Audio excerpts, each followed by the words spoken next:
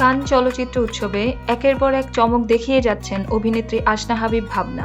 চলচ্চিত্রের মর্যাদাপূর্ণ আয়োজন এই কান ফেস্টিভ্যাল।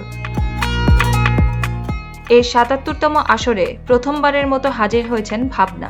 কোনো চলচ্চিত্রের ব্যানারে নয়, বরং নিজ উদ্যোগেই কান উৎসবে গিয়েছেন তিনি। নিজেকে আলাদাভাবে জানান দিতে এক এক দিন এক এক ডিজাইনের নজরকাড়া পোশাক পরে আসছেন লাইমলাইটে।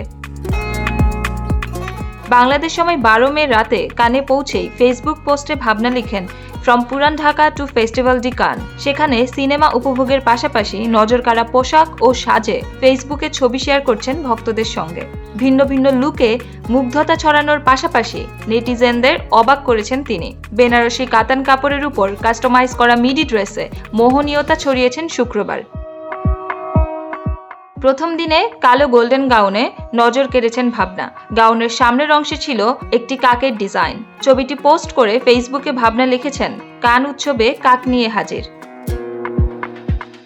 ভাবনার অনেক দিনের ইচ্ছা ছিল তিনি কান চলচ্চিত্র উৎসবে অংশ নেবেন। বিশ্ব তারকাদের সেখানে যাওয়ার খবর শুনে মনের মধ্যে স্বপ্ন আঁকতেন তিনিও একদিন যাবেন কান চলচ্চিত্র উৎসবে। তার অভিনীত সিনেমাও প্রদর্শিত হবে। সিনেমা প্রদর্শনের স্বপ্ন আপাতত পূরণ না হলেও এবার নিজ উদ্যোগে উৎসবটি সশরীরে দেখে আসার সিদ্ধান্ত নিয়েছিলেন। ভাবনা তার অভিনয় জীবন শুরু করেন নট আউট নাটকের মাধ্যমে। এটাই ছিল তার প্রথম টিভি নাটক। পরে তিনি একের পর এক টিভি ধারাবাহিকে কাজ করতে থাকেন। ২০১৭ সালে তিনি তার চলচ্চিত্র ক্যারিয়ার শুরু করেন ভয়ঙ্কর সুন্দর চলচ্চিত্রের মাধ্যমে। কান চলচ্চিত্র উৎসব চলবে আগামী ২৫ মে পর্যন্ত। ততদিন পর্যন্ত ভাবনাকে সেখানেই হয়তো দেখা যাবে নিত্য নতুন সব পোশাকে।